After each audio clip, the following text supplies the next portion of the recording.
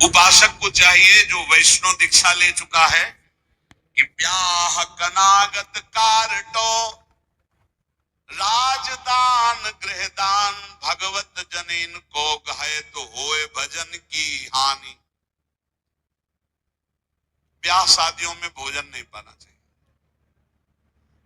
तो आप कहेंगे तो व्यवहार ही नहीं चल पाएगा, फिर हमारे व्यवहार में कौन आएगा। कोशिश करो जहां तक हो सके। कौन तुम्हें वहां वीडियो में बना खड़ा है कि तुमने पाया कि नहीं पाया। सब अपवित्रता का राज्य होता है। अगर आप वैष्णव हो तो भगवत समर्पित भोजन पाओगे। एक वो सिस्टम होता है जिसमें ऐसे भर के सब रख दिए और सब ले लेकर के पा रहे, इसमें क्या पवित्रता है। आप मतलब ऐसा तो है कि एक बार लेकर के फिर आप ले सकते हैं, कोई भी ले सकता है, देने वाला कोई नहीं, अपने आप से उठाओ और खाओ। वाह, तो सब अपवित्र हो गया कि नहीं हो गया। उसी जूठे हाथ से आप लिए, उसी जूठे हाथ से वो लिए, उसी कहां वैष्णव सिद्धांत रह गया।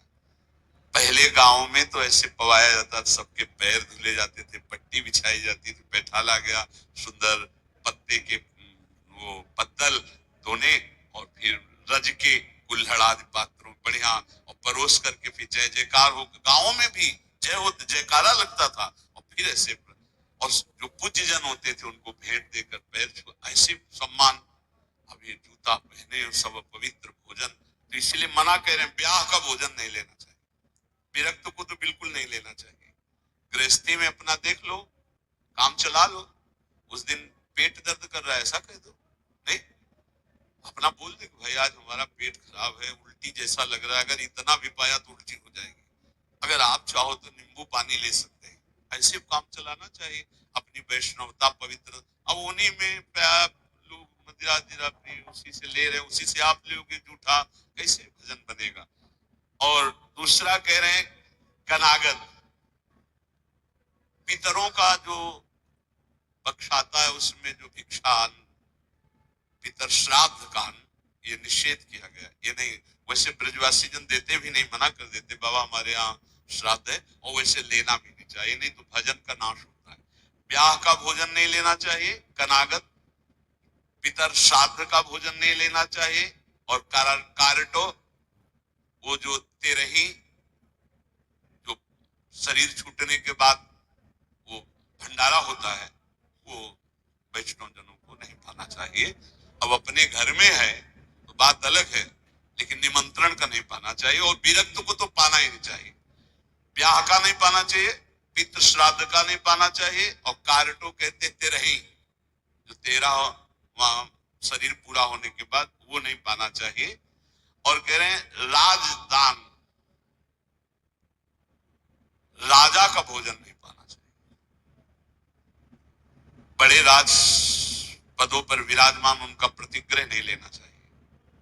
और यहाँ प्राय हम प्रार्थना करते हैं अपने जनों से कि कभी ऐसा न स्वीकार किया जाए।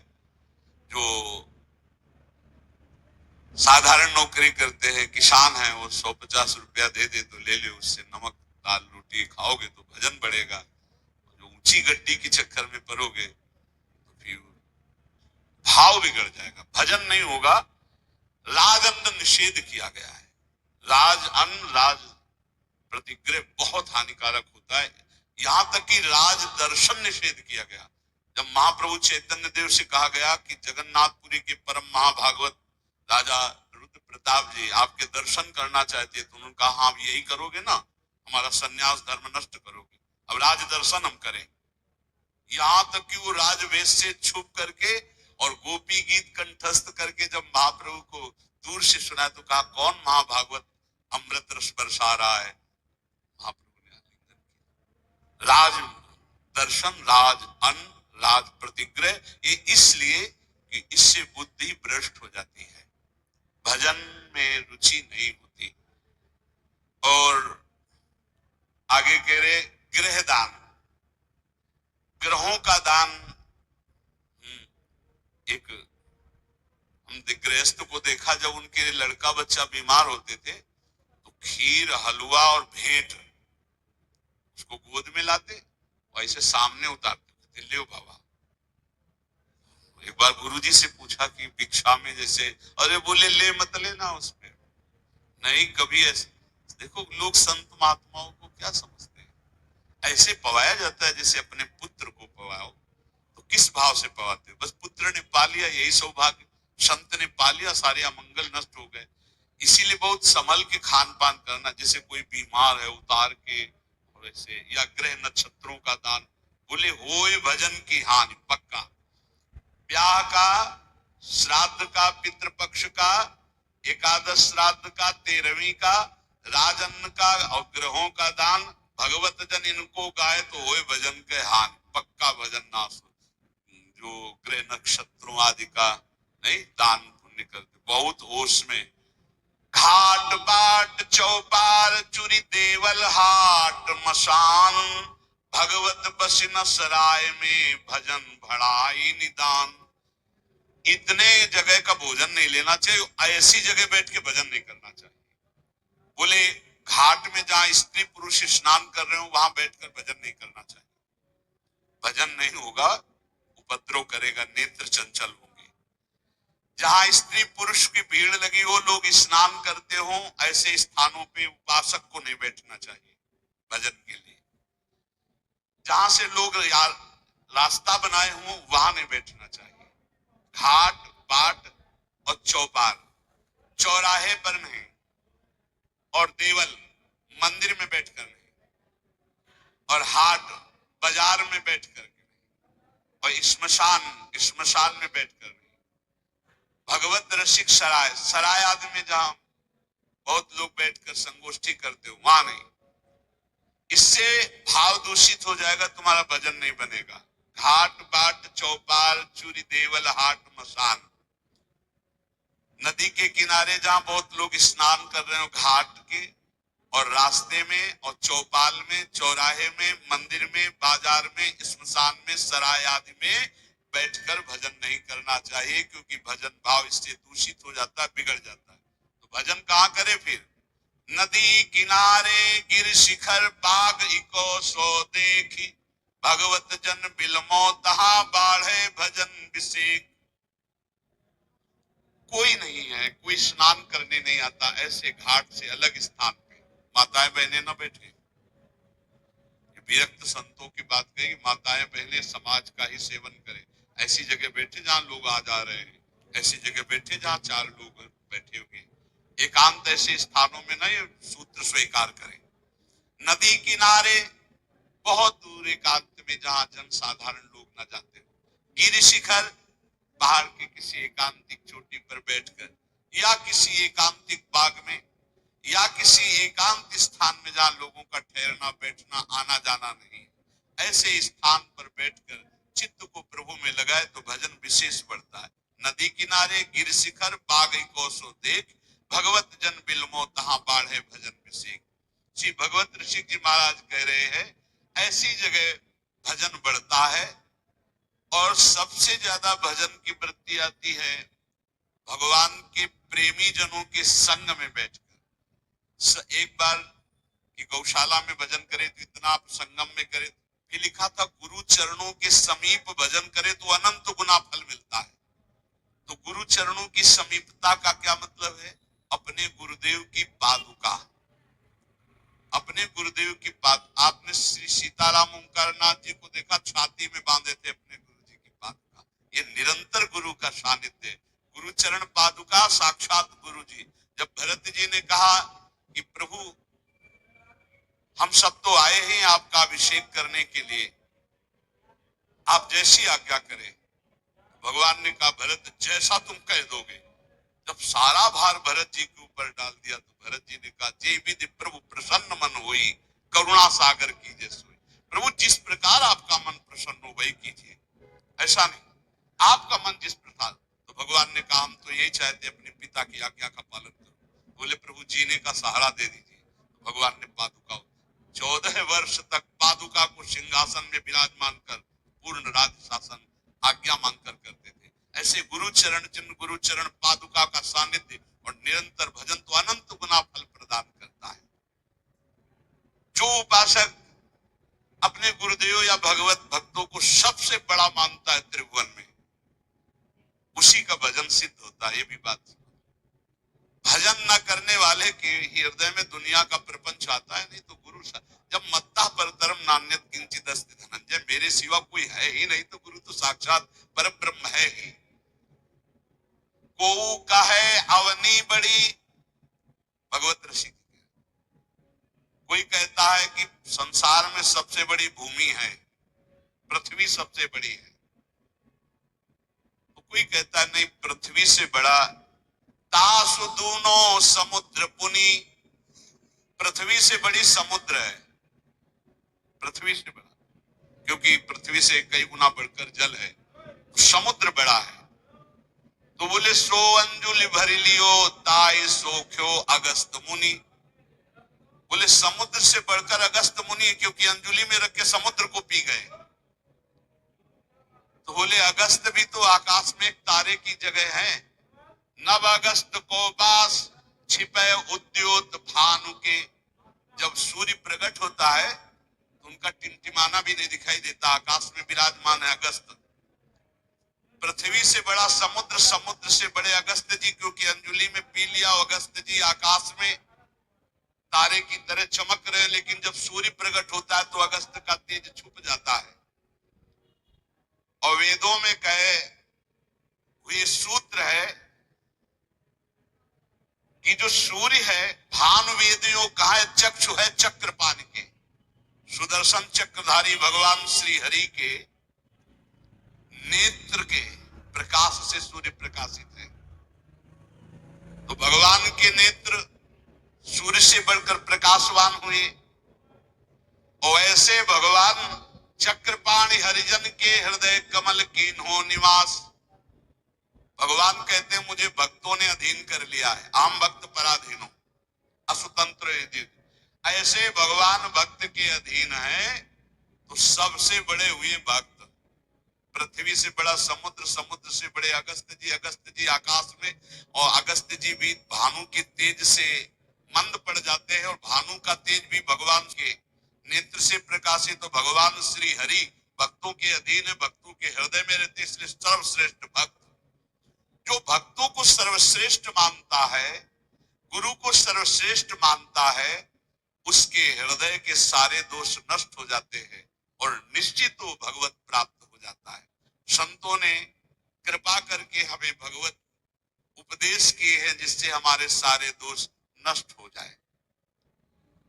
कह रहे हैं कि इस संसार में कैसे जाना जाए कि आदमी नरक जाएगा, अपने को कैसे जाना जाए कि हम नरक जाएंगे। बोले विश्वासघातिनो ये च कृतज्ञाव्रत लोपिनः द्विज देवेषु विदृष्टा शांतयन्ते धराम नराः। जिसने किसी को विश्वास दिलाया और विश्वासघात कर दिया, उसको नरक की प्राप्ति होगी। विश्वासघाती महापापी माना जाता है, कभी विश्वासघात न करे। कोई शरण में आ जाए या किसी को वचन दे दे या किसी को विश्वास दे दे, फिर विश्वासघात करे, उसको नरक की प्राप्ति होती है। दूसरा, कृतज्ञ, तुम्हारे साथ उपकार किया, तुमने उपकार नहीं माना, उसका अमंगल किया, नरक की प्राप्ति होगी। तीसरा, आज से मैं ये करूंगा ऐसा व्रत लिया और व्रत तोड़ दिया बीच में, उसको नरक की प्राप्ति होगी। ये खिलवाड़ नहीं है कि मैं ये व्रत लूंगा, ये ऐसा करूंगा, मैं ऐसा धाम जाऊंगा, ये इतने लोगों को भोजन कराऊंगा। ये कई लोग ऐसे होते हैं जो बड़ी बड़ी बातें कह देते हैं, उनको पता नहीं कि ये खिलवाड़ नहीं है। ऐसा कर दूंगा, ऐसा कर दूंगा, ऐसा कर दूंगा, और किया कुछ नहीं, पहुंच गए नरक। व्रत का उल्लंघन करने वाले, प्रतिज्ञा का उल्लंघन करने वाले, नियम का उल्लंघन करने वाले नरक को प्राप्त होते हैं। मैं इतनी परिक्रमा करूंगा, मैं ऐसा करूं, कुछ भी नहीं। कोई नियम को ऐसे मत लो कि मैं ये करूंगा, ये प्रभु की इच्छा होगी, समय रहा, जीवन रहा, हो जाएगा। नहीं रहा, आप समय के मर गए तो ये बात ध्यान रखिए। आगे चलकर मैं सन्यास लूंगा, विरक्त होके वृंदावन वास करो, नरक जाओगे अगर नहीं विरक्त हुए। मैं इतना यहाँ मंदिर बनवा दूंगा, नहीं बनवाया संभाल के बोलो, आज से मैं कुछ दिन व्रत रहूंगा, बकवास करना बंद कर दे तो जीवन उन्नति में हो जाता है। शाम का भोजन नहीं करूंगा, एकांत भजन करूंगा, नहीं भोजन मत करना लेकिन सेवा करो, भजन करो, समझे?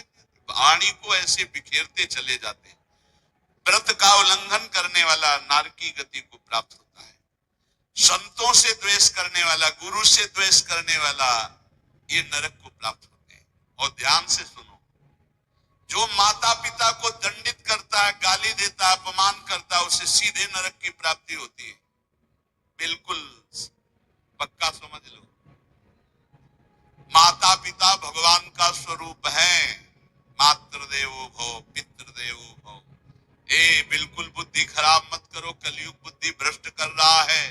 माने मात पिता ने देवा साधुन ते करवावे सेवा, जिनके आचरण भवानी ते निश्चर समझानो। राक्षस है, वैसे राक्षस अब पुत्र रूप में ज्यादा पैदा हो रहे हैं। एक देखा हूं कि माता को बाल पकड़ के घसीट रहा है, लात से पेट में प्रहार कर रहा है, पिता को थप्पड़ और सीधे छाती पे लात। वाह, इस पुत्र के जानते हो क्या गति होगी? सीधे रो रो नरक। फिर वहां जो दंड मिलता है, वहां मरना तो है नहीं प्यारे, ना बेहोश हो सकते हो ना मर सकते हो, होश में रहकर दंड भोगना है। नरक की एक खासियत है, 100 बार काटे जाओगे 100 बार जिंदा रहोगे, उसे यातना देह कहते हैं। होश में ये मत मानना कि नरक वरक नहीं है। जैसे लोग कहते जा रहे हैं कौन नरक सरक, बोल लो, जब फंसते हो ना, बोले यही सब मिलता है, यही नहीं मिलता है। जब चोरी करोगे तो पहले घर से लेके थाने तक डंडा चलेगा, कि थाने में स्पेशल पिटाई होगी, फिर कपड़े वपड़े संभाल के तुम्हारे हथकड़ी लगा के जज के सामने, फिर वहां तुम्हारी चोरी का न्याय होगा। ये ब्याज में मिला है। ये ब्याज में घर से लेकर पकड़ने तक और थाने तक जो पिटाई हुई, ये ब्याज है। मूल तो न्यायाधीश करेगा कि 20 साल की सजा या अमुक से इतना इतना दंड। ऐसे ही कर लो मनमानी बाप। यहाँ जो ठोकर और रोग है, ये तो ब्याज है, मूल तो नरक में भोगना पड़ेगा। जो माता पिता का त्याग कर देता है उसे नरक की प्राप्ति होती है। माता पिता को दंड देता है, जो माता पिता को गाली देता है, और जो अपनी पाणी ग्रहण की हुई स्त्री को, निर्दोष स्त्री को नाना प्रकार के दोषारोपण करके दंड देता रहता है, कलह मचाता रहता है, ऐसे पुरुष को नरक की प्राप्ति। और जो अपने सज्जन पति का त्याग कर पर पुरुष का अनुसरण करती, ऐसी स्त्री को नरक की प्राप्ति। जो गुरुजनों को कठोर वचन बोलते हैं, जो गुरुजनों का आदेश का पालन नहीं करते, उनका पोषण नहीं करते, जो देवता ब्राह्मण और निर्बलों का धन का अपहरण कर लेते हैं, ऐसे मनुष्यों को नरक की प्राप्ति होती है। जो मदिरा पान करते हैं, सुन लीजिए, ये चे मध्य रता पापा द्वित कर्म रतास्तथा। हमारा शास्त्र कहता है भारतवासी हो, विदेशी नहीं हो, तुम इस भूमि में जन्मे हो, यदि मदिरा पियोगे तो नरक का रास्ता पक्का कर रहे हो। बोले इसमें तो कोई हिंसा नहीं, लेकिन शास्त्र निषेध है। ये च मध्य रता पापा द्वित कर्म रतास्तथा। जो जुआ खेलते हैं मदिरा पीते हैं, और जो साधु वेश रख के पाखंड करते हैं, इनको सीधे नरक की प्राप्ति होती है। यहाँ जो वर्णन हो रहा है वो बीच में विश्राम नहीं, सीधे नरक, बिना रोक टोक के। जो माता पिता को दंड देते हैं, जो निर्बलों का धन अपहरण करते हैं, जो देवताओं का धन अपहरण करते, देव मंदिरों का, जो पापी मदिरा पीता है, जुआ खेलता है, जो पाखंड करता है साधु वेश में, इन सबको नरक की प्राप्ति होती है। ऐसा थोड़ी कि तुम साधु वेश रख लिए तो तुम चक्रवर्ती हो, जो चाहो सो कर सको, नहीं। देखो, अगर साधु वेश धरकर गलती हो जाए तो भगवान क्षमा करते, चूक, लेकिन पाखंड का मतलब जानबूझ के वही करते रहना, महापातकी अतिपातकी, इन सबको, और जो दूसरे जीव जंतुओं को पका के खाते हैं, जो जीवों को पका के, भारत है, भारत धर्मात्माओं का देश है, महात्माओं का देश है, यति और सतियों का देश है। यहाँ एक कबूतर के लिए अपने शरीर को काट के तराजू पे रख दिया है। वो राजाओं का देश है, वो प्रजा का देश है जो शरणागतों के लिए जीवन अर्पित कर दे।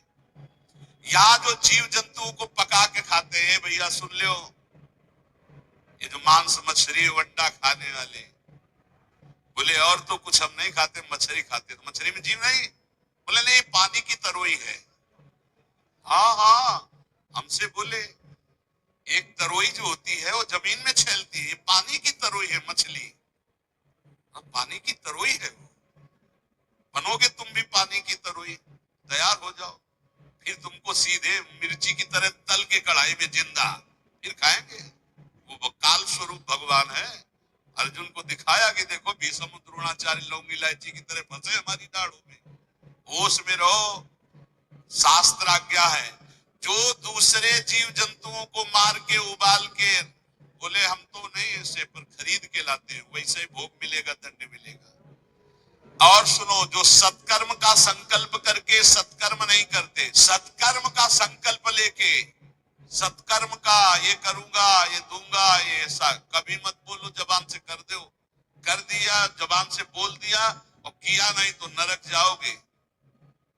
जो दूसरों को सदैव कष्ट ही देता रहता है, जो शास्त्र और धर्म के विरुद्ध चलता है, शास्त्र के अनुसार चलने वालों का उपहास करता है, जो दूसरे की जीविका छीन लेता है, जो द्वेषवश महामहिम गुरुजनों की निंदा में प्रवृत्त होता है, वे सब नरक जाते हैं। जो दाता दान दे रहा है और वो जाकर उसको भड़का के रोक देते हैं, नरक जाएंगे, दाता भी और भड़काने वाला भी। जो पाप कर्म के लिए प्रेरणा देता है, जो अनाथ उनको पीड़ा पहुंचाता है, इन भूतल पर ऐसे लोगों को नरक की प्राप्ति होती है और ये पाप उनको घोर दुख में नरकों में ढकेलते हैं। ब्रह्मण्यम पुण्यमुत्सृज्य ये द्विजा लोभ मोहिताः कुकर्म युपजीवन्ति देवै निरयगामिनः नरकगामी। ध्यान से सुनना, जो ऊंचे कुलों में जन्म लेकर के निम्न आचरण करते हैं, न संध्या है, न बंधन है, न अर्घ देना है, बस मनमानी पापाचरण, सीधे नरक, खिलवाड़ नहीं है। तभी कलयुग ने ब्रह्मा जी से कहा था चिंता मत करो।